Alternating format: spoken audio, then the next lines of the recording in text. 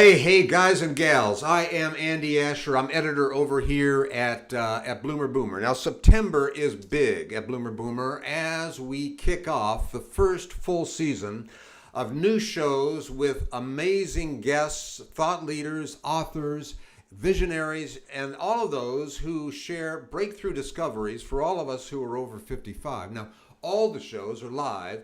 They are open for your questions if you like, and if you prefer to binge watch at your own convenience, simply visit your favorite featured host custom webpage at bloomerboomer.com. Now, today we have one of those people who developed a ridiculously simple, life-changing strategy to conquer our walls of internal and external struggle.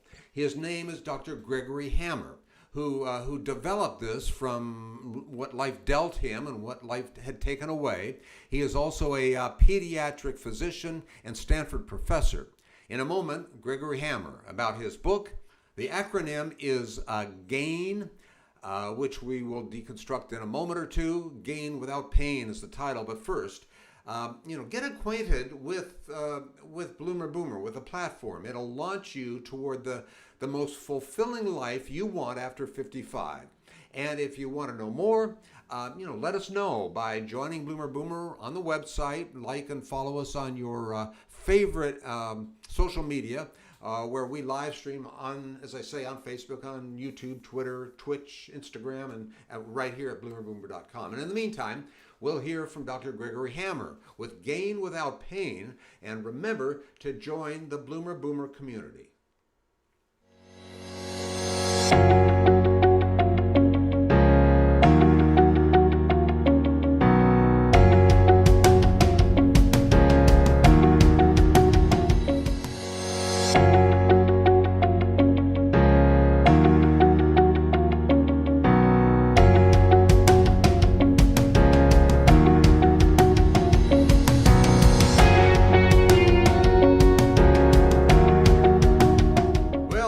Gregory Hammer, it is great seeing you today, as always. And we got started last week, maybe the week before. But anyway, we're now at episode 2 of your series, Finding Peace During the Pandemic and Beyond. Now, that's the name of the series. And last week, we talked about burnout drivers and solutions. Episode 2 is a title that I can't get enough of, honestly. Greg, it's happiness. How do we get more of it? That's a long introduction, I know, but I hope you're doing okay these days.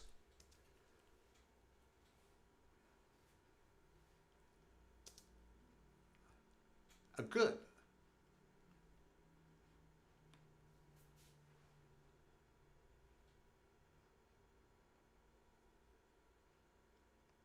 Sky and relatively dark, and so it seems a bit like a sci-fi environment or Armageddon. So I suppose all the more reason to focus on happiness during difficult circumstances such as these. Well, yes, indeed, that is very true, and I think that a lot of what you bring to bear to what we're doing in the end is designed to bring happiness, and that's what more can you ask for? That's my hope, and in fact, as you and I have chatted about, happiness is all that all 7 billion of us on this earth want. And the good news is it's already there. It's within us. It's our true nature.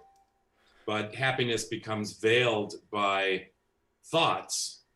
And, we can talk more about this, but our thoughts tend to go toward the negative. And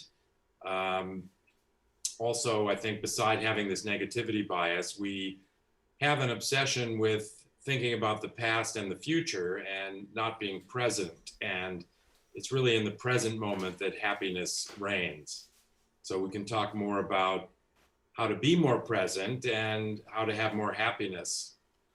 Yeah, well, all as I said, I do love the title of today's episode in particular. But to help tie it into the book, you want to talk a little bit about gain without pain. For those who have not watched episode one, that might be give them a little bit of a background if you just want to touch on that. Sure.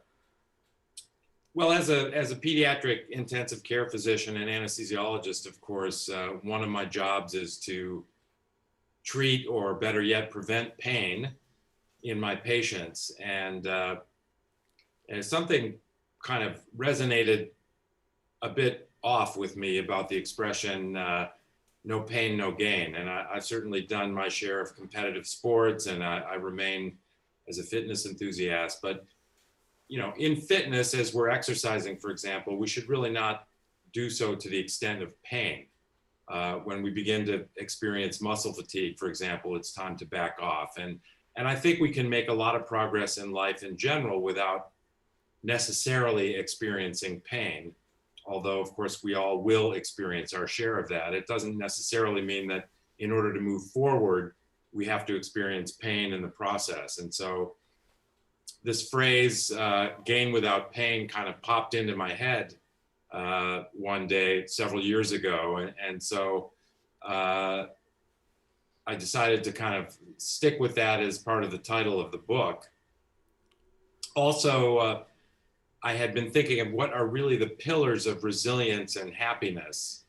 And gratitude, acceptance, intention, and non-judgment appear to me to be central to many different philosophies and religious beliefs, and for good reason, because gratitude, for example, is at the core of happiness. You can be blind and happy. I think that we can acknowledge that somebody can be deaf and happy, certainly, and have other disabilities and still be happy. But lacking gratitude, I think one cannot be happy. And so gratitude is really a key ingredient to happiness. And the other elements of gain are acceptance.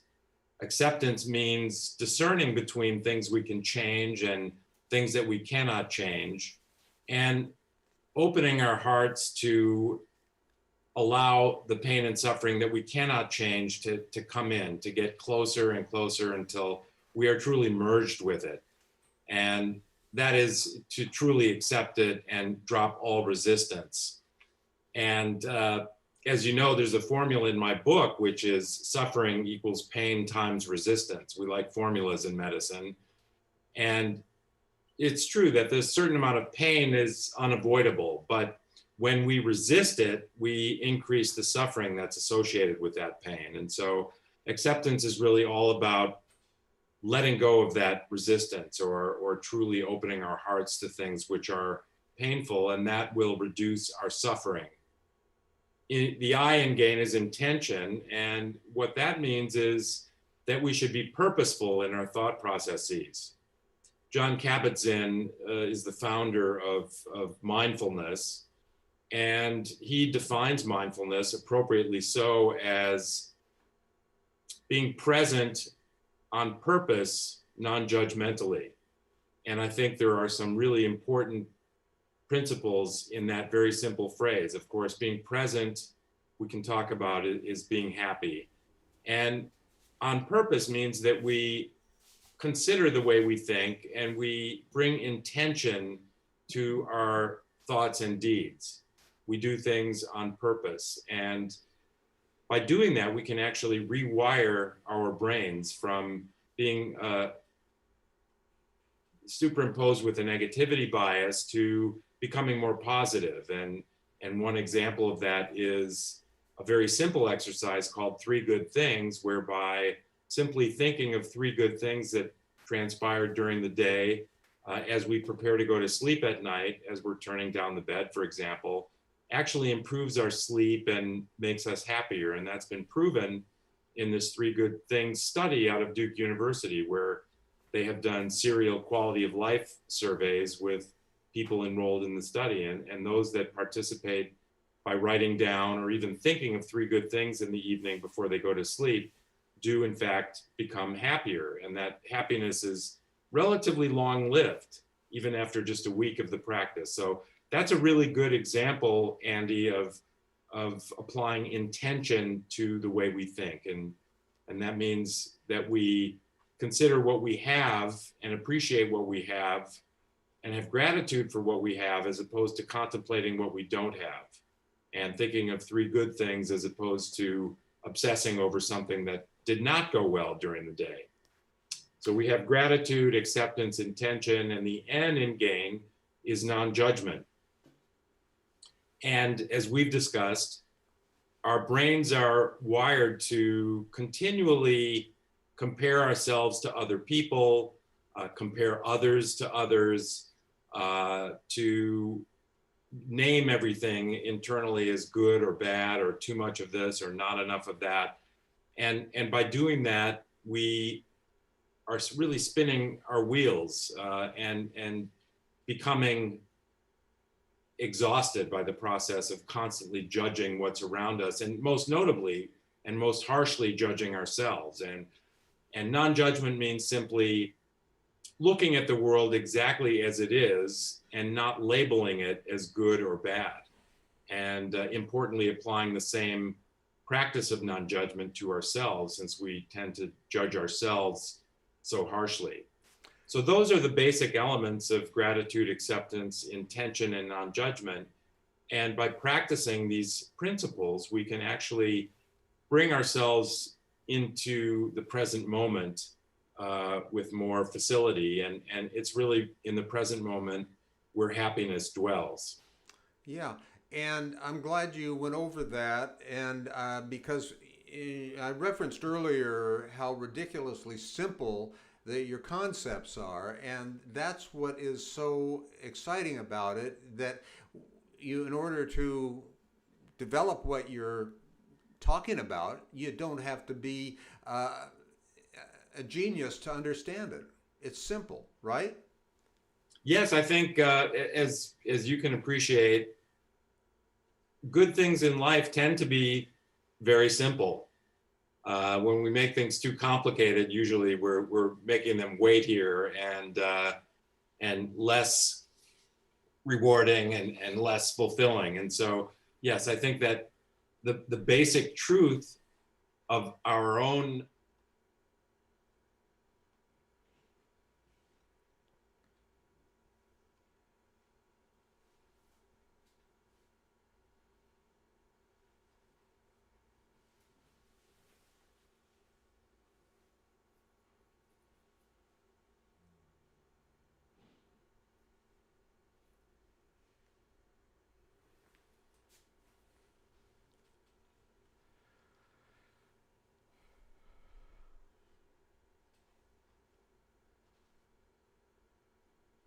Yeah.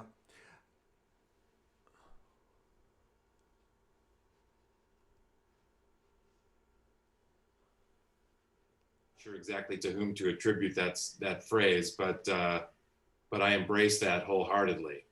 Yeah. Um, so we're all searching for our own, form of happiness. God only knows if the different ways we all define happiness. But the one thing that you ask rhetorically, I think, is why don't why don't we get more of it? Exactly. Well, I'm not a psychologist, but I think the reasons that we don't have more of it are largely internal. As I said, we can have unfortunate circumstances and still be happy. And people who live in very poverty-stricken environments are just as likely to be happy, if not more so, than those of us that live in a first world country under the best of circumstances. So happiness is there within us. And I think the reason that we don't have more of it is in part because of the way our brains are wired as we develop.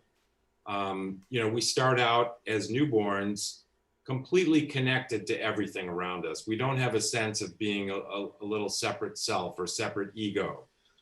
However, when we develop, we have to learn that we are separate from the things around us. And so we learn that this is me, this is my mother or father, this is me, this is my brother or sister, this is me, that is my friend. These are my toys, those are not my toys. And as we grow and develop, this sense of being a separate individual or separate self develops further. And, then as we become adolescents, we are not only very much aware of being separate, but we are constantly judging ourselves and not necessarily with kindness at that. In other words, we are deeming ourselves not as worthy as our peers. Our friends seem to be more athletic, taller, better looking, etc. So we're very hard on ourselves, and our brains become wired to be self-judgmental. And so these are attributes or patterns of thinking that become overlaid, or they veil our internal true nature of happiness as we grow and develop. And so we have to, at a later stage, really unlearn some of these things that are veiling our happiness. And, for most of my life, Andy, I was searching for how to do that, how to find more happiness. And then, I don't know, about 10 years ago, I began to realize that there's nowhere to look for it. It's already there. So rather than trying to look ahead or turn around and find this thing called happiness, all we need to do is just sink into our hearts, and we can find happiness there. Yeah. Well, I think earlier you also talked about there are different kinds of happiness. Is that what you're saying? There are different forms of happiness? Yes, I mean, it's a bit of an artificial distinction, but I think for me at least, it's a bit useful when we're asking the question, why don't we have more happiness? And one thing that brings some clarity to me is that we do have these two kinds of happiness.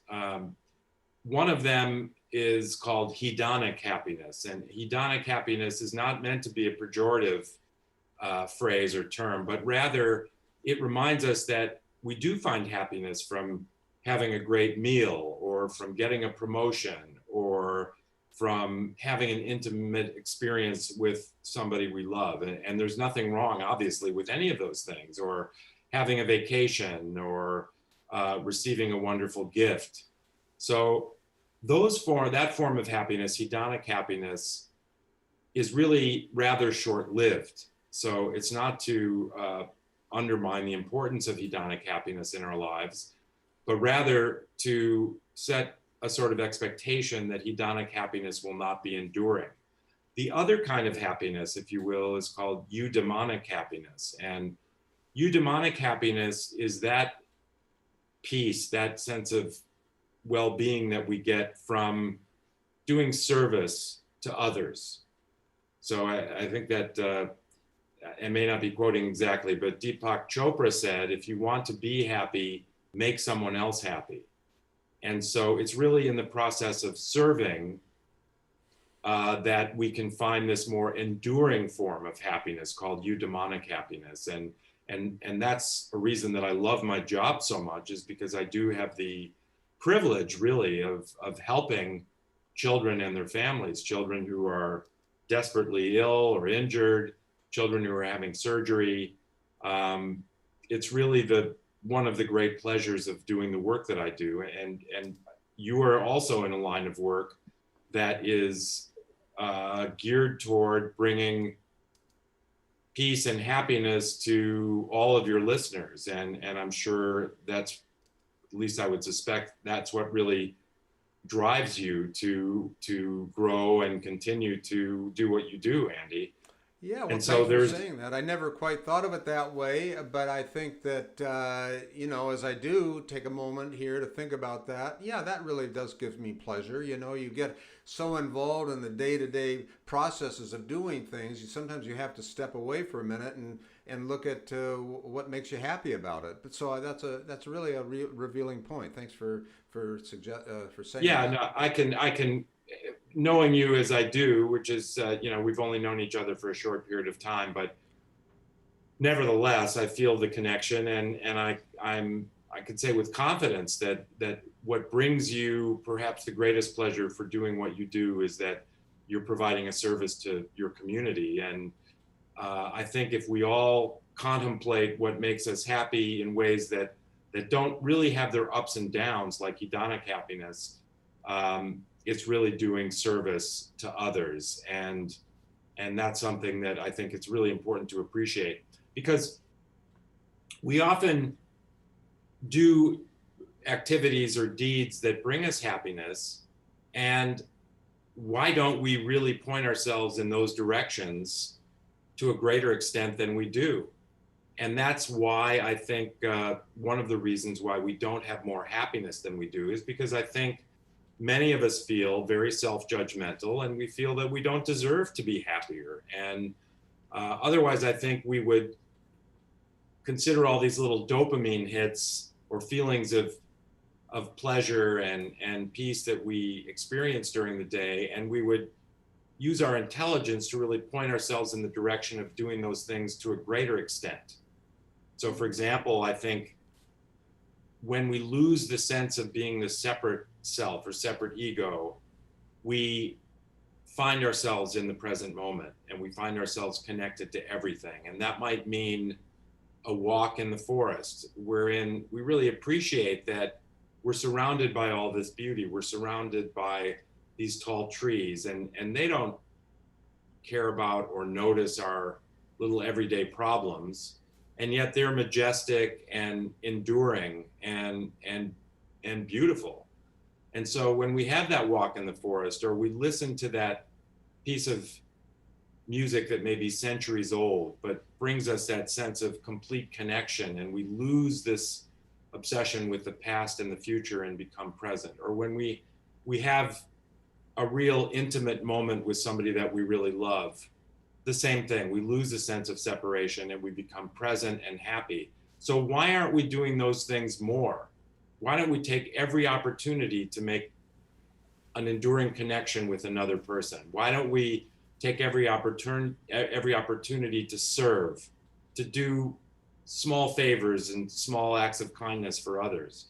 And the fact is that I think most of us feel as though we haven't earned happiness, that we don't deserve happiness. And this is because we're so self-critical, and again, brings out the importance of non-judgment in our thought processes. Wow. Yeah, that really pulls it all together. Amazing vision for understanding of ourselves.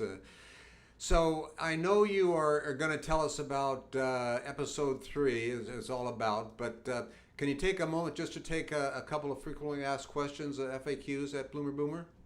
Oh, I'd be very happy to do that, Andy. Okay, be right back.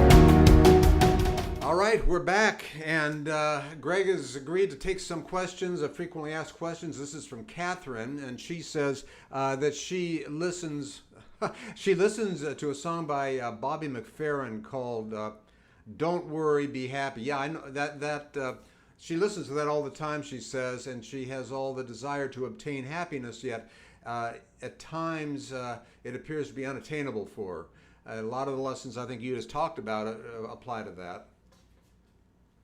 Well, that's a great song. I love that song. And again, I think, why do we get such pleasure out of music? It's a sense of connection. So I've seen Bobby McFerrin on a couple of occasions perform, and just everybody in the audience is right there. It's just an amazing experience. And I think when we listen to that song, it makes us forget about our troubles and sort of temporarily let go of our thoughts of the past and the future and become very present with the artist. I would say that, the reason that we are unhappy generally has to do with our obsession with maladaptive thoughts of the past and the future. And recognizing that, I think, points the way toward recognizing moments of unhappiness and what the drivers are, and that points to the solution. So, for example, as we've discussed, it's adaptive to think about the past when it comes to, for example, learning from our mistakes or treasuring a wonderful memory. And it's adaptive to have thoughts of the future when it comes to planning for wonderful events. And of course, we need to plan to put food on the table. But we get stuck in the past excessively in ways that are maladaptive, and that's where feelings of shame and regret come. And we get obsessed with the future and therefore have this maladaptive tendency toward fear and anxiety. What's going to happen next? I'm afraid. So when we're not happy, first of all, think of that wonderful Bobby McFerrin song, and that may actually do the trick. But also recognize why it is we're unhappy. What are our thought processes at moments when we're unhappy? It's generally that we're, again, kind of obsessing over maladaptive thought processes. And for example, because we're obsessed with the future, that generates fear and anxiety. And because we all have a negativity bias, that is, we tend to remember and focus on the negative rather than the positive. When we think about the future, we have anxiety and we catastrophize. We're always thinking of the worst case possibility, even though that rarely comes to pass. So I would say to Catherine, be a bit analytical of why it is you're not feeling happy at a particular moment, and rewire your brain in baby steps, little bits at a time, by recognizing what your thought processes are. Are they obsession with the past? Are you feeling shame and regret? Or are you stuck in the future and feeling anxious and fearful and catastrophizing? And then remind yourself that this negativity bias is something we all have. You're not alone, but you can change that. So start focusing on the 3 good things at night, and start focusing on what you have instead of what you don't have. So there's a lot of very simple ways we can redirect our thoughts, and doing so with baby steps, little by little, but as a daily practice. And think about the elements of gain.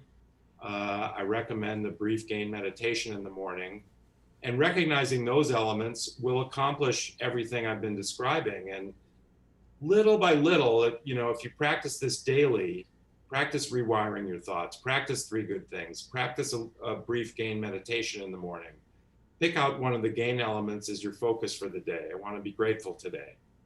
You'll find that as the months go by, you'll look back and realize how much happier you are than you were 3 to 6 months ago. Yeah. So my heart is with you, Catherine, and remember, you're not alone. These are thoughts that we all have, and we're all connected. You're not out there on your own in this way. Indeed. And Megan says that her problem is that she feels like there are, too many choices. It seems so complicated, and, life, I guess life in general seems so complicated. Well, again, I would basically make the same comments as I did with respect to Catherine's really insightful and good question. And that is that these are layers that we impose with our thoughts. And the truth is ultimately simple, and that is that happiness is our real true nature.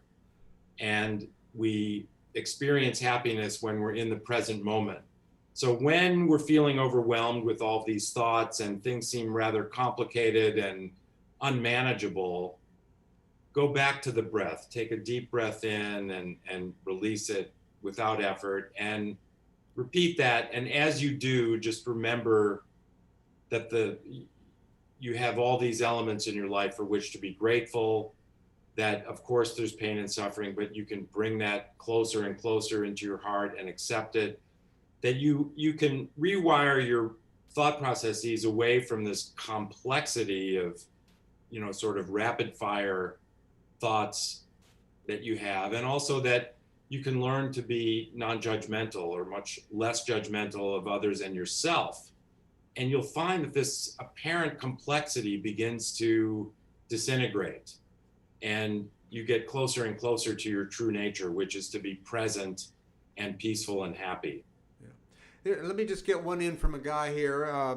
Bart says that he feels a lot of guilt, and that gets in his way in finding happiness. Absolutely, Bart. And you're not alone. Again, we all feel guilt. And I think, again, this goes to the end and gain or non-judgment. We all judge ourselves. And so it's this tendency to judge ourselves in combination with our negativity bias, this tendency to dwell on the negative, that makes us feel guilty. And I write about that in the book. As a physician caring for critically ill children, I have had a handful of terrible experiences where, had I known a little bit more about the patient's illness, or had I been able to forecast the future even by a minute or 5 minutes or so, I would have been able to save a patient who otherwise had a bad outcome or who died. And, I feel terribly guilty about having patients have bad outcomes while they're in my care.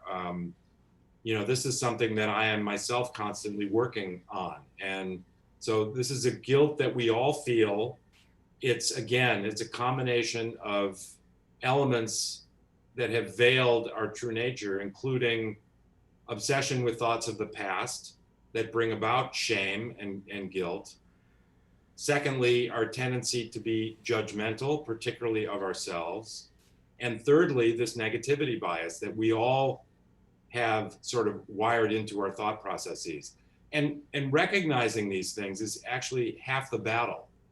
And once we recognize that we're being terribly judgmental of ourselves and therefore feeling guilty, we can do the thought experiment where we focus on what it is we're feeling guilty about, and now pretend that we're having a conversation with a dear friend who has exactly the same feelings of guilt that we do. Would we judge them harshly? Would we want them to feel guilty, or would we try to persuade them that they're just like everybody else, and this happens to all of us, and they should not judge themselves harshly and should not feel guilty? Certainly, if we do that sort of cognitive behavioral exercise, we would go much more easy on ourselves. So I would remember to bring yourself back to the present when you're stuck in these negative thoughts of the past. Remember our negativity bias. We share this amongst all of the population, amidst all of our brothers and sisters, and we can change this in baby steps, incrementally. And then just focus on the gain principles if you can. And you're not alone, and I feel for you because I'm afflicted with the same sense of guilt at times. Hey, Greg, we're going to leave time for more questions next week. We ran a little bit long, getting set up and everything to ask. But during the week, you can actually visit us at Facebook or at your favorite social media site, and we're just about everywhere. Or you can even go to bloomerboomer.com.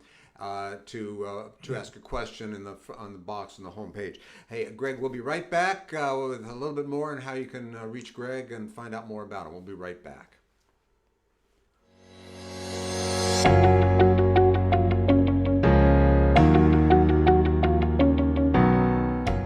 So, Greg, next week we are talking about forgiveness, why it is so difficult. That sounds like a good one. What are we going to talk about more specifically on that? We'll discuss forgiveness and compassion. And again, I think we'll review some of the basic principles with respect to why it's so difficult to forgive. And again, that has to do with our negativity bias, for example, and also talk about why it is that we are so hard on ourselves. Because I think self-forgiveness and self-compassion, as we just talked about with respect to guilt, are perhaps the most challenging.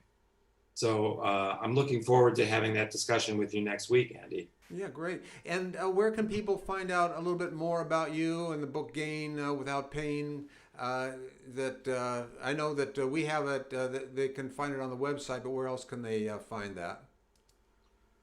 Well, I think my website, greghammermd.com, is a good place to go. It's all lowercase, GREGHAMMERMD.com. And there is a lot of media there, including, I think, one or two of our past discussions, Andy. And so people can listen to other podcasts and just kind of browse the website. There is a link to the book there.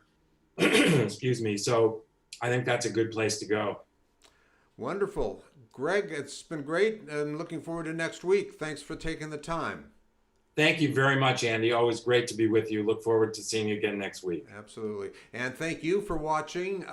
Greg will be back here the same day, the same time next week. Dr. Gregory Hammer, author of Gain Without Pain.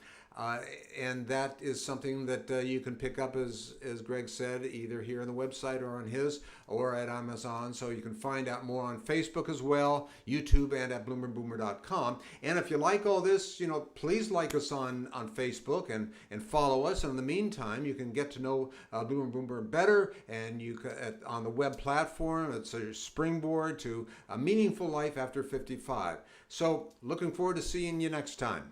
See you later.